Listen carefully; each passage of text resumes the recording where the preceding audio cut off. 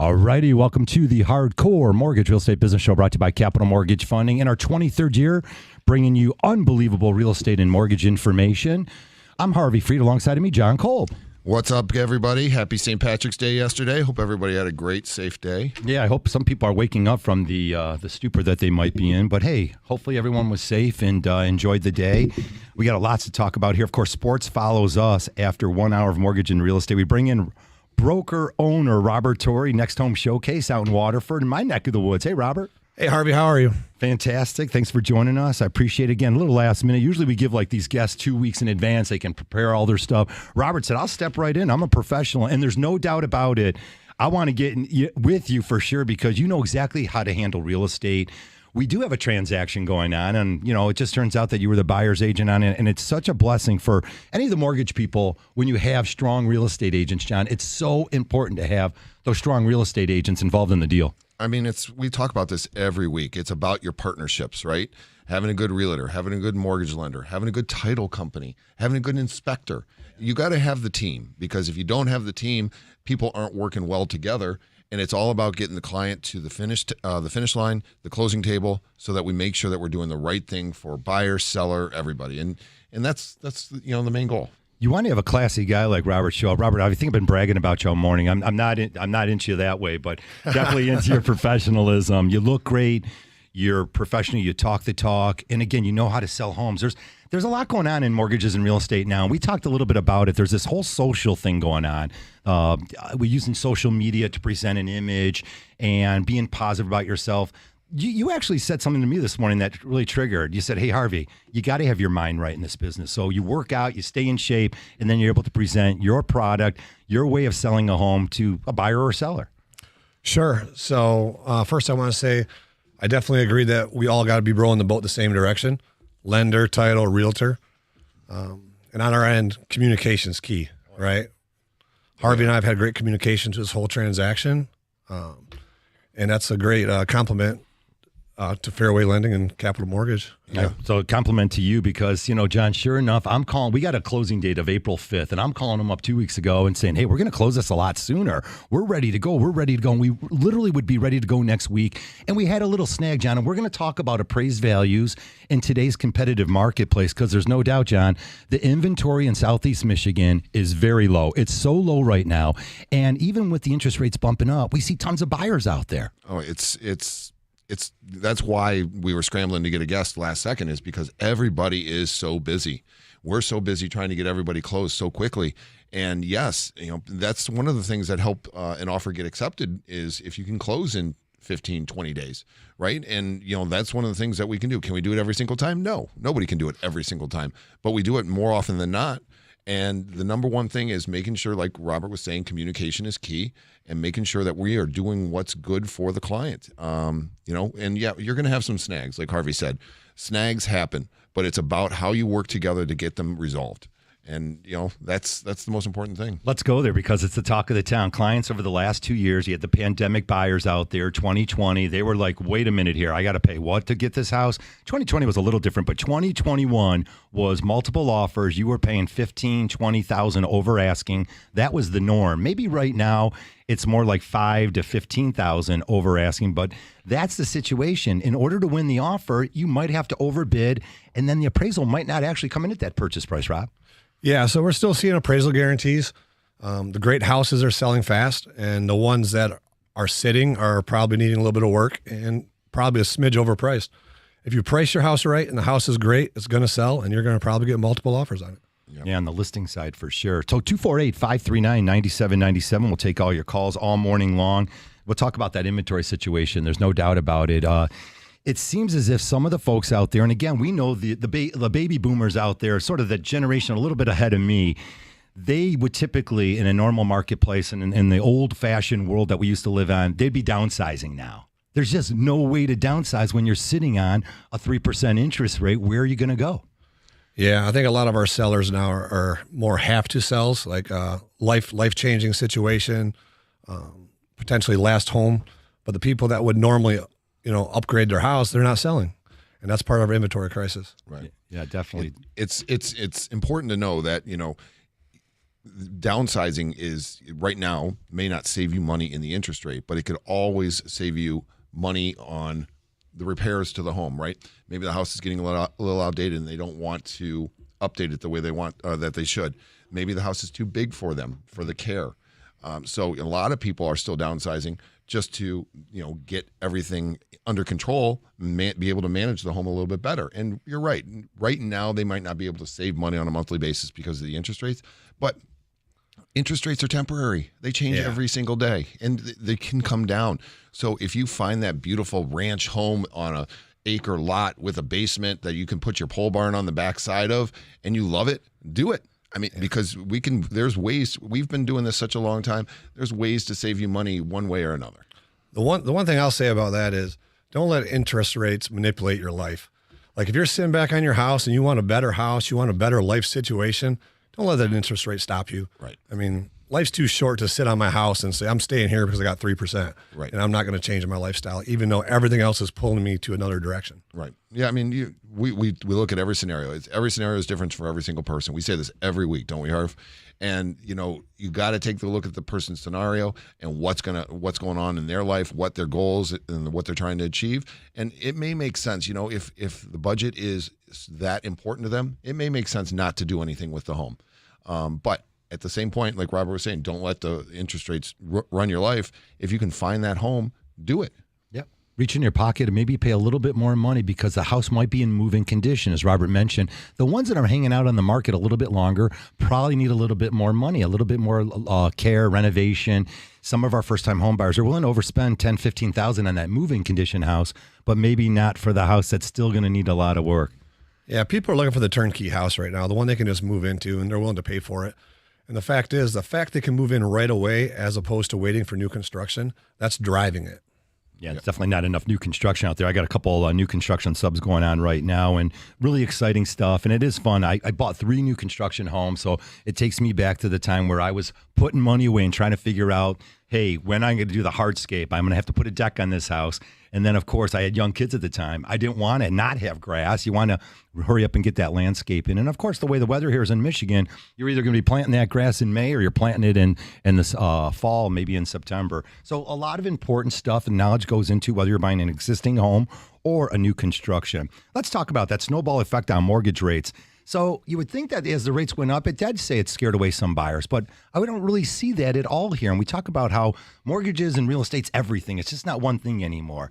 And as much as I thought we were going to go down the road, it seemed like things were slower as the rates bumped up. It's not true, John. We're getting lots and lots of calls and a lot of first-time home buyers looking at some down payment assistance in any way to get into a new house. Right. I mean, like Robert said, it's not the buyers out there. It's the sellers. We just don't have enough sellers. We don't have enough inventory. The buyers are out there wanting to do, and because they understand that rent is through the roof. And why are you paying somebody else's mortgage for them? Get out there, get your own mortgage, and start building wealth through the home that you can buy. And if everybody's complaining about these interest rates at 6% and 7%, guys, 2, 3, that was a pipe dream for a long period of time. If you were able to grab that and you're going to hold on to it for a long period of time, good for you. But that's not the norm. The norm is 6%, 7%. What we always talk about, 1982, the rates were between 16 and 18%. Now, do I think we're ever going to see that again? No, I think there's too much control in the Fed and the government to be able to make that happen. But you never know. And so 6, 7%, not that bad. If you want your 401k to do well, your checking and savings accounts to do well, your CDs to do well, you're going to need to have 6 and 7% interest rates on mortgages. Yeah, no doubt. And if you just sit back and wait, the cost of inflation of the house is going to cost you more, and you're waiting for the interest rates to come down. You're just going to be waiting forever. Right. Get your house now, own it, stop paying rent. And just take the inflation of the house and take the equity that comes with it. Right. If you wait 9 months to get that home for that 4% interest rate, let's just say the home was $200,000. That home in 9 months might be $220,000, yes. $230,000. And okay, all of a sudden that 4% to 7% interest rate doesn't matter anymore because you're paying the same mortgage payment. Why not get that home at $200,000? Get the 7% interest rate in 9 months if rates are at 4%, which we don't think they will be, but if they are, let's play that game. Then come back and refinance for a couple grand. And you've got that home for a lot cheaper. It's now worth a lot more. Refinance, maybe you can get you out of PMI at that point. There's so many different ways to look at this. And like I said, not every scenario is the same for every single person. That's why you got to talk to somebody who's been doing this for a long time and understands how this industry works. Talk about knowledge and the education piece. Definitely we'll go over that all morning long. If you'd like to join the show, 248-539-9797. No doubt that the new construction just doesn't keep up with the amount of inventory we truly need now. The U.S. Census Bureau and the Department of Housing Urban Development reported that both housing permit activity and residential construction starts did rise sharply in February. That's a good sign for us. I don't know if it's regionally here. There's no doubt that single-family production of homes is anemic. Builders are continuing to wrestle with the high mortgage rates. Really, their deal is high construction costs, tightening credit conditions. They have to borrow the money too sometimes, and that becomes more expensive.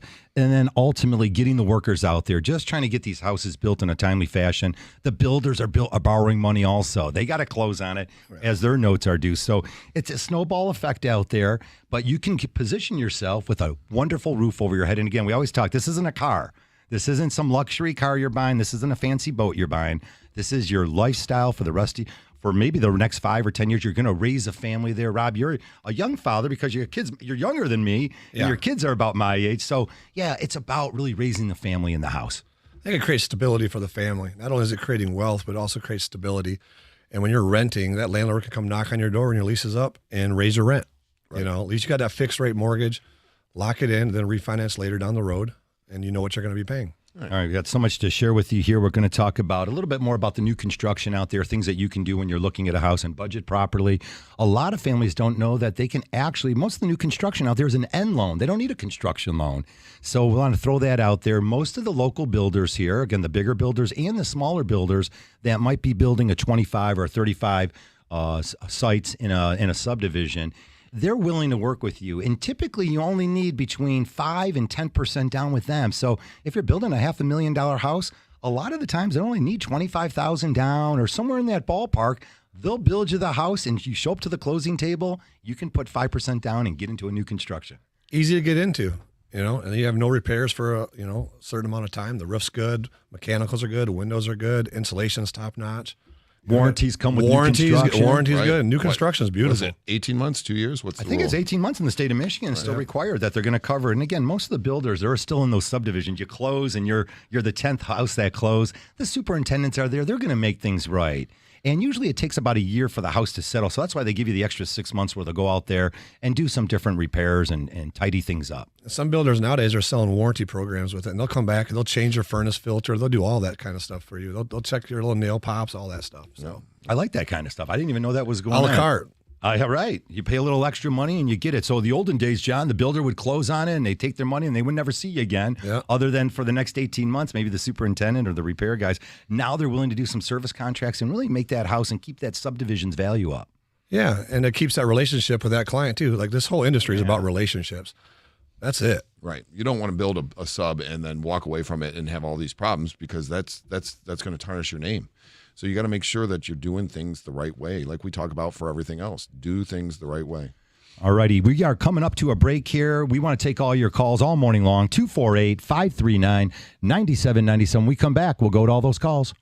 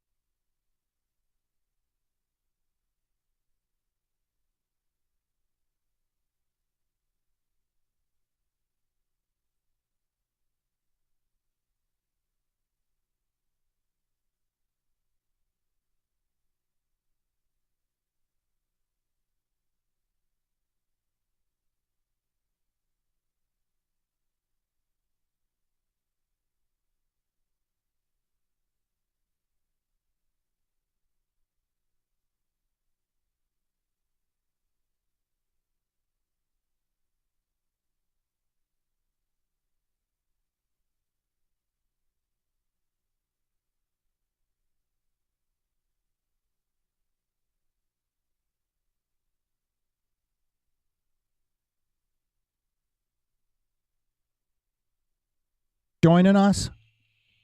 It's the Hardcore Mortgage Real Estate and Business Show brought to you by Capital Mortgage Funding.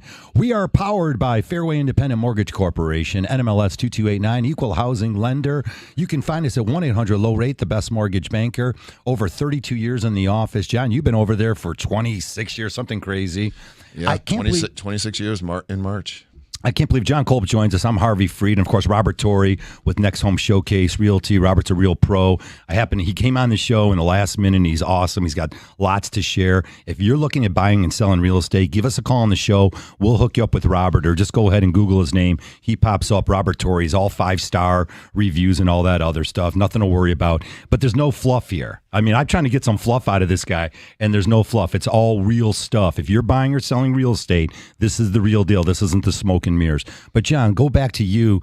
Yeah, stability, and talk about that. You've lived in your house for, what did you say, 24? What, 24? 24 years. So his taxes are really low. He might not want to sell so fast. Well, I mean, you got to understand when you're buying a home where somebody's lived in the home for that long of a period of time, that when you do go to buy that home and close on that home, the city is going to reassess the property. So the state equalized value is going to go up, the taxable value is going to go up, and there will be some payment shock. Now, it might not. It's not going to happen right away. It might happen a year down the road, 6 months down the road, a year down the road. But anyone who's buying right now will realize the July tax bill. If you file that transfer affidavit in the homestead exemption form before June 1st. Is it before June 1st? Before June 1st, that's a cutoff. You'll the new SEV and taxable value will be applicable to the July 1st tax bill. And so your mortgage company is not going to know about it until they have to pay out that large lump sum. They're going to take a couple months to realize it, and then a couple months down the road, they're going to say, "Oh shoot, your escrow account's short. Your payment's going up because the taxes are more expensive than they used to be." And two, we have to catch your escrow account up, so we're going to bump your payment for that. Robert, is that not an interesting time of the year? This time of the year when you're about to close, right? Because if you take a contract now in March, you might close in April, and now you got 45 days so you avoid that $200 penalty. So we have a tax calculator, and we give all of our buyers information up front that their taxes are going to go up. So that way they're informed. They're not calling me a year later like, "Hey, Robert, my payment went up $200." I've already discussed this with them through the process. Yeah, things that you can do ahead of time. We'll talk about some of the glossary out there of real estate terms. And again, if you're a first-time home buyer, you've done this before, give us a call. We want to hear from you. There's a lot of things we can do to help build your confidence, really to prepare you for home ownership and really make sure you're very successful with it. Let's go over the compromising with buyers that they might have to do a little bit. Multiple bids are definitely coming in. High mortgage rates, limited inventory, eroding affordability. We see that. And they're still out there in force making offers. But they have to have this little bit of a compromise because of the limited inventory. Where is it? Did you do the old-fashioned checklist, or is it really just getting boots on the ground and going out and see what's available? So we pre-qualify all of our buyers, and we try to figure out what their motivation is. Do they really want to get in a house? The first step's always getting pre-approved. That's number one. If they're not willing to get pre-approved, you don't really want to take them out and show them a bunch of houses. They don't want to start that process. So that's number one. And then we go through the process of multiple offers, what to expect, highest and best. That's a common term today, right? That's more common in real estate than it was, 5 years ago. We've seen it occasionally, but now it's almost on every transaction. So that means guaranteed appraisals. That means free occupancy, potentially waiving your inspection. Oh boy, good thing Harry's not here. No, I don't love that. I absolutely hate it, but that is a reality of what's happening right now. We accepted an offer on one of our listings, and the buyer actually paid for some of the seller's closing costs as well. So agents are getting creative of getting offers accepted now. Right? Yeah, you can pick it. Right, that's right. On the seller side, they got a transfer tax that they're going to pay. They have title insurance they're going to pay. Not outrageous amounts of money to sell a house, but yeah, maybe that's what sets you apart from the other offer. If it's the same, hey, what if we were willing to throw $3,000 or cover your transfer tax on the sell a house, and all of a sudden you get your offer accepted, or you can use that to manipulate the sales price even.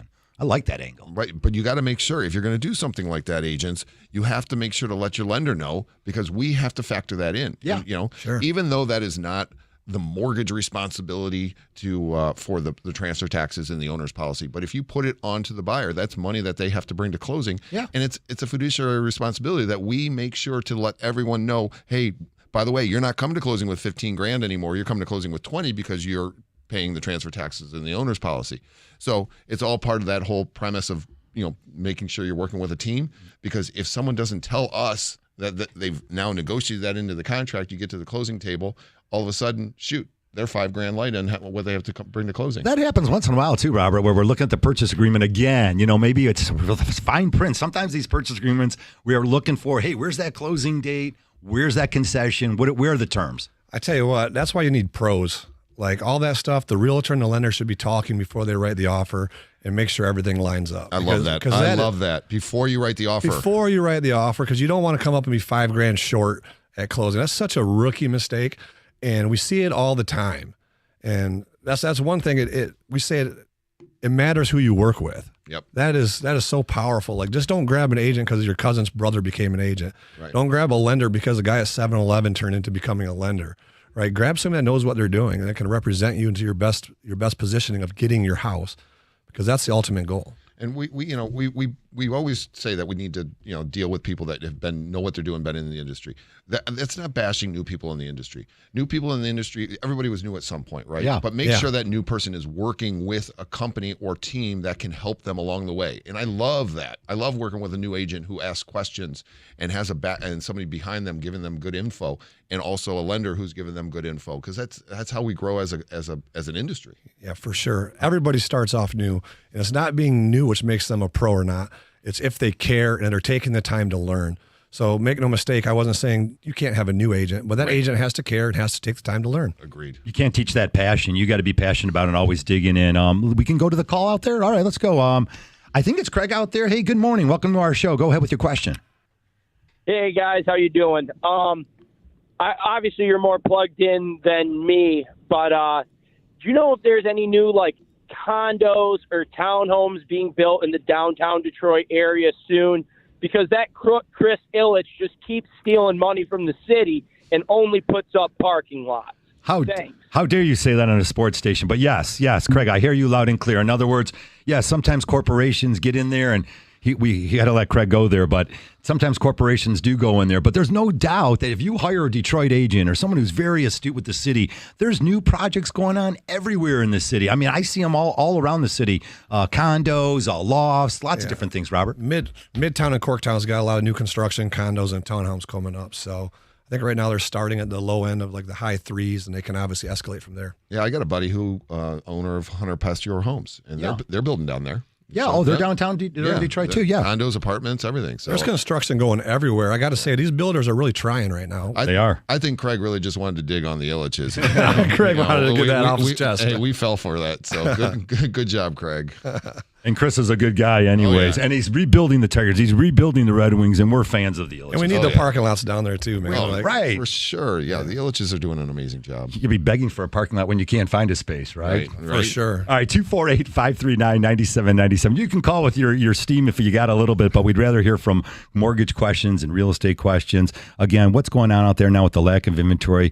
We constantly have changed our show over the last couple of years where we're really focusing on the important stuff. And one of the most important things about owning a house is credit. When we come back, we're going to dive into some credit, things you could do to keep your credit score up. Keep it here. You're listening to the Hardcore Mortgage Real Estate Business Show. We'll be back.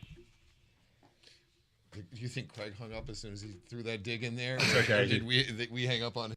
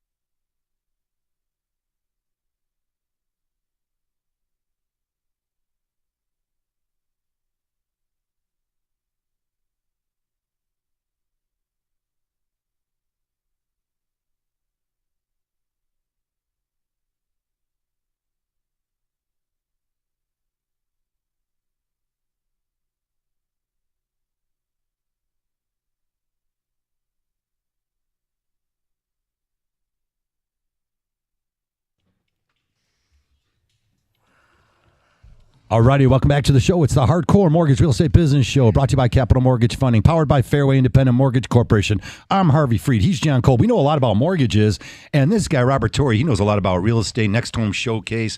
Everything about you, Rob, really feels great. This is why the professionals are the difference. It's crazy talk. You know, we were walking around the studio here just before things started, and I was going back, and all the guys and women that have come on the show over the years, so many great professionals. But yeah, we were in a funk there where we had some people coming on there. Not only they had nothing to say, they didn't look the part, they didn't play the part. And lo and behold, at the end of the day, there is a little bit of your personality that has to shine through because you're selling real estate. Sure. So personally, I don't think the brand of the company that really matters as far as how you sell real estate. Your brand is yourself as an agent, right? So when I go out on an appointment, whether if I'm Next Home Showcase or any other company, they're not hiring me based on my company. They're hiring me how I present myself and my brand. This guy looks like $1 million, by the way. Of course, well, you know, we're not doing justice here. Well, we can watch him on the FaceTime thing. If you want to join the show, 248-539-9797. Before the break, I said, let's bring up credit. It's a big piece out there. And I don't care if you're 50, 60, 70 years old. You might have blundered your credit, and you might be looking to refinance that house. And, John, and sure enough, I came across it. A gentleman, a friend, is co-signing for someone, and he flip-flopped the lease on the car, and all of a sudden there's this late payment. We're talking about families that have never, ever had a late payment on their credit report, and boom, you have a late payment, and then you open up another account, and all of a sudden your credit score drops below 700. Yeah, what a fantastic time to have a blunder on your credit, right? Especially when the industry has come out with the new loan level pricing adjustments, which are just based on your credit and your loan to value. So now the top tier is not 740 anymore. The top tier is 780 with Fannie Mae and Freddie Mac, and they want to hit you and get more money if your credit is below that, or if your debt to income ratio is above a certain amount.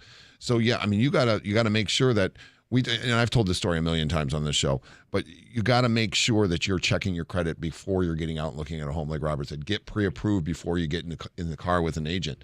And I got a buddy who was looking at homes. It was a January of any given year, and he was looking at homes. He had an $84 collection for medical on his credit report. And I told him, I said, get that paid off, and because your score will bounce back. Lo and behold, August comes around. He finds a home he has to have. We pull his credit again. He never touched it. So he paid a slightly higher interest rate, a slightly higher cost because his score was lower. And for $84, he could have paid that thing off in January, had that 8 months for his credit to recover, and he would have been just perfectly fine. So getting out there, doing your homework first, making sure you're in the position that you need to be in, and go from there. Yeah, the credit scores are huge. Credit scores between 300 and 850. The mortgage credit report's different than a consumer credit report. Again, an apple and an orange are both pieces of fruit, but they taste completely different. Same thing with mortgage credit reports are slightly different than consumer credit reports. The model's different that they're using. But there's a huge difference between a score of 720, 740, 760. Now, John's saying 780. And, of course, for our Michigan buyers, down payment assistance program through the state of Michigan, 640 is the minimum credit score. 639 doesn't cut it, guys. So get with us now. If you're looking at home ownership, we can show you ways and run that credit. And sometimes just figure out what you need to do to get your credit score bumped a little bit. One of the most important things is credit utilization. That's easy for me to say this morning. How much of your, $5,000 whatever Capital One Visa that you have, what's the balance on it? If the balance is $4,000. That's not going to go good for your credit. If the balance is a couple $100, your credit score could get bumped up. So again, credit utilization, and of course, always paying those bills on time. That's enough about credit this morning, but nothing could be more important than really touching on it every now and then, and just taking that strong pre-approval. You threw it out there, Robert, pre-approval. I told you we actually take it a step further. We get our clients approved. They are approved. So we will send it to the underwriter. If there's any question, it's already been run through the automated systems. We've got their documents. We see their funds to close. That's so important. That's a difference between a pre-approval and being approved and ready to close in 30 days. Sure. No, and that's the importance of working with a professional as well. And part of talking to the lender and getting the pre-approval and getting qualified is we're not really shopping by interest rates either. Like I have my clients shopping by payments. So talk to the lender, find out how much you can buy and what you can afford, and then we'll just kind of look in that window. So once you start that process, you might think that you can afford this house, but in reality, it's going to be a lot more than what you're expecting. Right. And you know what? You hit the head on the nail on the head. The nail on the head. Well, backwards today. And with communication. And I'm getting more and more phone calls from listing agents asking about the pre-approval that we've put together. And I love it. because we do, like Harvey said, we do the due diligence before. We've run the credit. We've got the docs. We've run it through the automated underwriting system. If it's a tough file, we're sending it to the underwriter to review. And I love getting those calls. What irks me the most, though, is if your offer gets accepted because you've called us, and then you're going to go somewhere else to the big box companies because you think you're going to get a better interest rate or better closing costs. Your offer would have never got accepted if you weren't using a reputable lender. Amen. And that's 1,000% of the time right. Don't go flapping your back to the big box because they're reading scripts. Again, you're being sold down the river like Coke and a smile. I love Coca-Cola. That stuff's not good for you, folks. You do what you want. I don't know if I get reprimanded from this show. Coke won't advertise it. I love the stuff, but it ain't good to drink. It's just like anything in life. Sometimes you're being sold something that really doesn't all add up. And when you start shopping around after you're under contract, it's kind of scary, especially for the realtor. We don't even know they're shopping around. And we got closing dates to hit. I might have talked to our preferred lender, and they said, oh, yeah, we can make this date, but that online lender is not going to come close to that date. And now we got to get into it with the listing agent. The seller's got to agree to give us extensions and all this other stuff going on. It could have just been avoided by having all this done up front. Yeah, and how easy is that online lender to get hold of on a Saturday or Sunday? Never works. Right. Yep. Never happens. All right, so much to share with you guys. Again, if you're looking at buying a house, we do have calls to get to 248-539-9797. We'll hold off on this other subject and go out to Dale. You've got a question, Dale, and they didn't write it down, so go for it. Are we ready for the call? Oh, we'll hold on. We're going to go to Dale in 1 second. Dale. John, you opened up the door on the loan level pricing adjustment, so great news. John Kolb threw it out there a little bit. Yes, things are getting a little bit more expensive out there.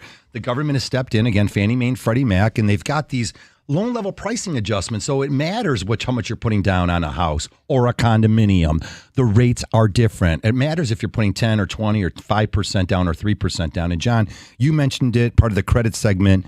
Credit scores really matter now. Your debt to income ratio really matters. Now, the good news was, John, that implementation of all of that was supposed to happen on May 1st. It was coming up. Well, they delayed it. We just got news. It's been postponed now. They're going to sit back. The FHFA, the Federal Housing Finance Agency, has put a delay on that till August 1st. So it's a level playing field for all the lenders out there. It's going to be hitting all lenders across the United States. So if you're looking to get a house and you have higher debt to income ratios, you have lower credit scores, you might want to see that as a window right now, John. Way before August 1st, you want to close. Right, absolutely. Make sure you're getting in front of these adjustments. And if it matters, like Harvey said, it's not about the type of property that you're purchasing. It's about your credit score and your debt to income ratio. Credit score is so important because it can help you save money across the board. Your homeowner's insurance is going to be cheaper. Your car insurance is going to be cheaper. When you go out and you apply for other things, you're going to get better rates and everything. So make sure you're doing your homework up front. All right. All other things being equal, financial markets are concerned about global problems in banking. Boy, that hit us. We woke up Monday morning. We started hearing about it Sunday night that some bank out in California, Silicon Valley, of course, they're living a different lifestyle out there. Their bank was having troubles. That's scary, and it puts a lot of pressure on the bond market. We'll talk about that a little bit. If we can go, we got time for a call? All right, let's go to our caller out there. Dale, there you are. You're all plugged in. Good morning and welcome to our show. Go ahead. Yes, I was curious if you're looking to sell a home, what types of concerns or things should you be considering in the selling agreement with the real estate agent? Oh, we'll let Robert take that one. There you go. The contract on the sale of the house. Yeah. Yeah. So on the sale of the house, when we go down and sit down with the contract, that's something that we discuss with the seller one-on-one, and everything in that contract is negotiable to an extent. So you just sit down with your realtor. Hopefully it's somebody you trust, somebody you have a relationship with, and discuss any issues you might have with it, and that realtor will explain to you of why that's in the contract. Robert, can you put things like, Dale, I like the question. We'll keep you on the air here a little bit. So this listing agreement, that's not what you're going with, Dale. Is the agent's going to agree to sell your house, and they're going to put that contract together. Is that the one you're talking about, or the one after you get the buyer? Okay, yeah. The initial listing contract. It's all negotiable. Yeah, so commission's not set in stone. Commission's negotiable. Every agent has their own commission, what they want to charge. One thing I was appraised is that you should probably have an end date on the agreement. So if things aren't going satisfactory or there hasn't been a sale, that you have a termination point. Sure. So most contracts are for 6 months, and there's usually a 6-month protection period for that realtor. In our contract specifically, we have a satisfaction clause in there. At any time, you can cancel the contract with me. All you got to do is call me up and say, hey, Robert, you aren't doing what you were saying you're doing. I don't want to work with you anymore. And if I can't remedy that situation, I will let you 100% out of your contract. Because as a listing agent, I believe I should earn your business every single day, not just sign the listing contract, put a sign out, and then never answer my phone again. Yeah, and try to handcuff some seller because you didn't do your job on it. And that's what the rookies Absolutely. do, not the pros. Robert doesn't do that. Dale, that's another good question. Dale, I'll let you hit him with one more if you got another question. Okay, is there like a minimum below asking price that you need to commit to? Like say that it's listed for a certain price and it comes in considerably lower. Is there a point where, as far as your commitment to pay the real estate agent or whatever, that So what I would a say, minimum amount below Yeah. what they are suggesting you sell at that you need to sell? no, I think that's something you talk with your realtor about. Like he should be going over your payoff on that and letting you know how much you owe, and you guys should have that done up front. That's just an open discussion. Right. I think Dale was getting at is he required to accept an offer? And absolutely and not. No, Absolutely not at not. all. Let's just use some numbers then. $300,000 house is listed. Your standard commission 6%. You do all your great stuff up front. You've got the great videos. You do all the stuff you've promised. That house is going to sell. You're going to have multiple bids. But for one reason or another, maybe it's got some functional obsolescence. That train track that comes by keeps scaring. The train keeps scaring the buyers away, or whatever it might be. Now people get scared. I mean, 6-month contract. If you don't have my house sold in 30 or 60 days nowadays, they're breathing down your neck. Sure, that goes back to pre-qualifying the seller too. Like, what's their motivation to sell? Like, typically, our market analysis puts it pretty spot on. Like, if I list a house for $300,000, there's no reason I should be getting offers for $250,000. If I did, I didn't do my homework correctly. Right. And sometimes we miss. We're not always perfect, but these are discussions that we have up front with the seller. Like, hey, Mr. Miss Seller, got this great house, but there's a train track that runs behind you. That could be a major issue for buyers. We're not going to know until the buyers come to the house, and we rely on the feedback from the buyer's agents. Like, that's important. Right. If you're a buyer's agent, go ahead and leave that feedback and tell us what you like and don't like about the house. And then we can convey that to our seller to make the proper adjustment if needed.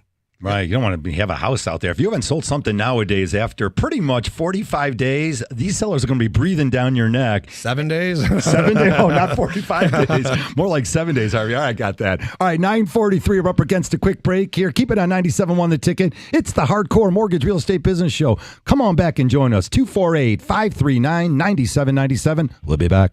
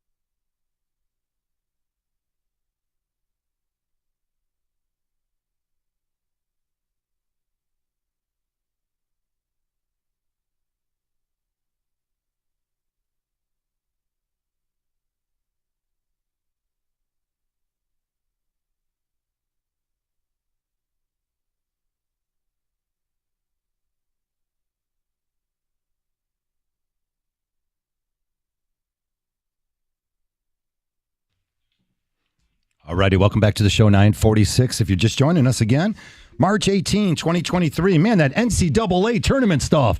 The hoops is heating up, and Pat Caputo will be coming up with sports, and all day long here they got a lot to talk about. And, of course, our local sports, Detroit sports, is still happening. We got plenty of things coming up. We got the draft coming up, and they still like talking about all the NFL stuff as the Lions have turned the corner. We talk about the mortgage and real estate business. Boy, they turned the corner after the pandemic, and people have been buying houses. It's been a really exciting industry since 2019. I'm Harvey Freed. He's John Kolb. Robert Torrey joins us. Great professional real estate agent. Folks, we use those terms not lightly at all because there's a huge difference. And even and between the break here, we're talking about some things and the lack of communication on a couple transactions. It really hinders everything. If you're a real estate agent, look, I'm going to go there. If you don't answer your phone, and I'm talking about every call, if you can't get to every call, call the people right back. That, to me, is the number one thing about buying and selling is the communication. Robert, you said it. You don't just sign a listing agreement as an agent and then don't communicate. There's a lot of moving parts. There's the inspection and things after the inspection. Our appraisal came in, the square footage is wrong. Well, maybe it would have been nice if someone told the appraiser, hey, by the way, the square footage with the city's wrong. And there's just little things that better communication makes for a better deal.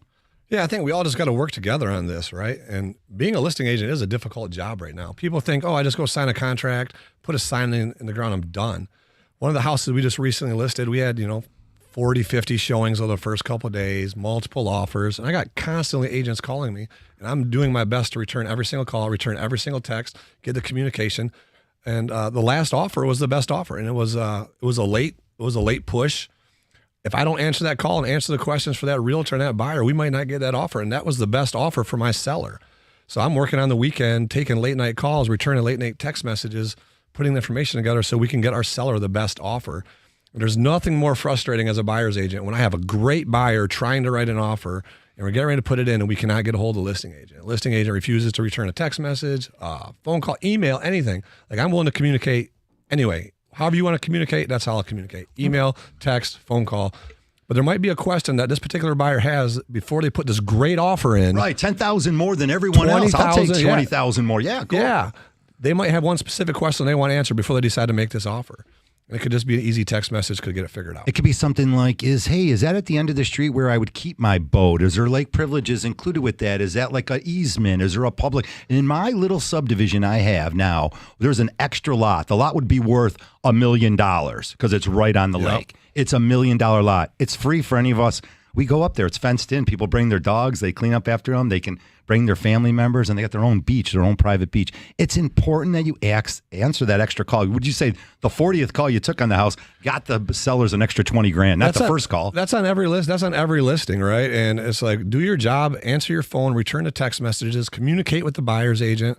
Same thing with the buyer's agent. Ask the question to the listing agent. Make sure you're getting the information to write the offer correctly. All right. And we're all here for the common goal, right? To get the client to the closing table for the seller and the buyer. And that's the thing that we're doing every single day, 7 days a week. And how many times did you see that app answer the phone call when you try to reach out to them, or that online lender, that online realtor? I've seen these apps that sell your house through this app. Oh, what a joke! It's a joke. They don't even answer their phone ever. Yeah, it's just I got that in the mail too. I don't want to name drop, but there's a company doing some iBuying around here. And they got a couple houses just sitting on the market stale, and we've been through them. And they're so detached from the actual relationship of the sale. They're just taking L's across the board on them. Right. I like working with your local community people. Right. I like going to the local hardware store. I like going to the local mechanic. I like dealing with the local people who are in your area and are going to take care of you because they want to keep their area reputable. And you're putting money back in your community too, right? Like, keep the money in your community.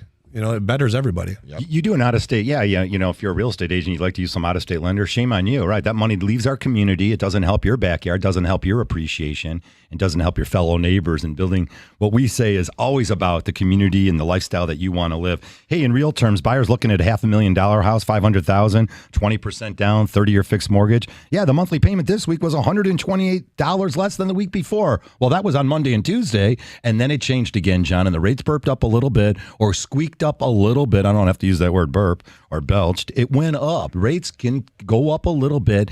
We were talking that 2023 would be consistently with the Fed funds consistently going up, and they're looking at another quarter to half point burping Fed funds rate. Now, it has moved the mortgage interest rates up. Well, yeah, I mean, the rates are bouncing back and forth between all the news that's out there with the bank crisis and, the Fed wanting to bump interest rates. So, I mean, it's any given day. They could be higher one day, lower the next day, higher the third day after that, and then lower the fourth day after that. So you just got to keep an eye on it and make sure you're dealing with somebody who's going to get your rate locked in. We've got a great program that if we can go back and renegotiate a rate after it's been locked in before closing, as long as it's dropped down a little bit. It has to make sense, and it has to, we have to go back and we deal with our secondary market to make sure that we've got the ability to save this person money, because we don't want to lose clients to other things. We want to get the client the best. We don't get paid on interest rate. We don't. They changed those laws a long time ago, and so we can give you the best interest rate we can. And if they come down between application and closing, as long as it's not too close to closing, then we'll take care of you for it. All right, help your family out. Get that generational wealth going. Become a homeowner. Stop paying the landlord's rent. Again, there's plenty of landlords out there calling us up, and they want to acquire these properties. So get in front of that, because, again, if you're paying someone else's mortgage, you're not going to be able to take advantage of this wealth that comes along with home ownership. You're helping that landlord build wealth. Yeah, forget you're that paying somebody's landlord. mortgage, just not your own, right? Right. Isn't that what it is? Right. That investment property is appreciating just like that principal residence.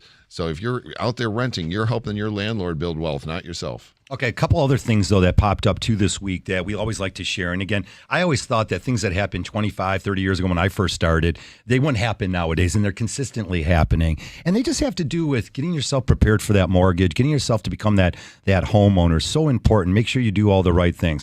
Pre-approvals, again, we have to have that communication. John, a situation where your income changes. Again, you might have been a W-2 employee, and then you went to self-employed and you're receiving a 1099, a commission employee, or you're getting a W-2, but you're a commission employee. So there's different ways that can really derail your transaction. And it's so important. That's why, again, this communication piece falls right back into our lap, making sure you don't have any hiccups in your transaction. No surprise party for your closing. Right. If you plug and chug your information into an app and you get your pre-approval without really giving them the details of how you're paid and what kind of write-offs you have on your tax returns, you don't really have a real pre-approval. There was a past client of mine. He went from a W-2 to self-employed, and he wants to look at this new house. And I said, okay, great, but I need to see your tax returns for the last couple of years. You've changed the way that you've done everything and how you report income. So now I need to see your tax returns to make sure that if we do get you that pre-approval, we've got our butts covered. And that's the most important thing, is making sure that we're not wasting anyone's time. I don't want the client to go out there, fall in love with a house, and then come back to us and say, oh my gosh, why can't I get this home? Well, you didn't tell us everything. And that's why we get all the information up front. All right, look, we're going to be wrapping up our show here. Robert Torrey, Next Home Showcase. Robert, you are awesome. I can't wait to wrap up our transaction so we can hug it out and then work on our next one. No doubt about it. You'd be someone I would want to work with. So anyone listening, buyers and sellers alike, check out Robert Torrey, Torrey, Robert Torrey. He's easy to find. Just Google his name. If you're looking to buy, sell real estate, he's the guy you'd want to talk to. He's one of those top 10% of the agents that we have on the radio show. Robert, what else you got for us? That's it. I was just touching base on what John said as far as getting that pre-approval, getting that interest rate, and knowing what you can buy, and make sure that it's a truly qualified approval and not just a makeshift one. Yeah, not something that's going to fall apart on you. No doubt. That music says we're up against the end of our show. We got Pat Caputo coming up with sports in that NCAA tournament. He's going to be talking all about it. Hey, the Fed continues to talk about moving these interest rates up. Be sure to listen next Saturday. We're going to plug you in buying and selling real estate here in Southeast Michigan. We'll see you next Saturday.